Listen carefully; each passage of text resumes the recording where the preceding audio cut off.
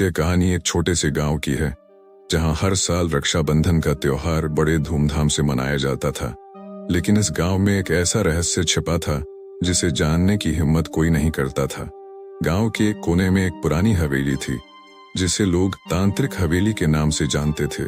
कहते थे कि उस हवेली में रक्षाबंधन के दिन कुछ अजीबोगरीब घटनाएं होती थीं। कई साल पहले की बात है। उस हवेली में एक तांत्रिक रहता था जो तंत्र मंत्र की सिद्धियों में माहिर था। उसने असीम शक्तियां पाने के लिए एक अनोखा प्रयोग किया। उसने अपनी बहन के रक्षाबंधन के धागे को मंत्रित करके उसे अपनी कलाई पर बांध लिया। वह यह मानता था कि इस तरह वह अमर हो जाएगा और अनंत शक्तियां प्राप्त करेगा। लेकिन उसकी बहन इस बात से अनजान थी। रक्षाबंधन के बाद तांत्रिक ने शक्तियां प्राप्त कर लीं, लेकिन उसके साथ कुछ अजीब हुआ।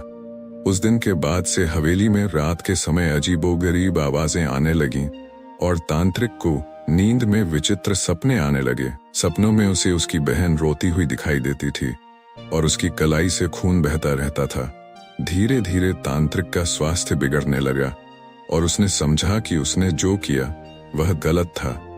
अपनी गलती का एहसास होने पर उसने अपनी शक्तियों को त्यागने का निर्णय लिया।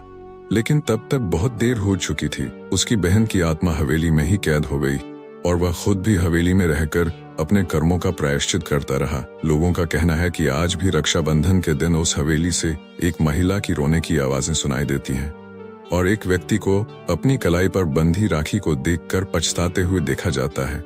गांव वाले इस हवेली के पास जाने से कतराते हैं, खासकर रक्षाबंधन के दिन। यह कहानी आज भी गांव में रहस्य और डर का पर्याय बनी हुई है और लोग इसे सुनकर उस तांत्रिक की गलती से सबक लेने की कोशिश करते हैं।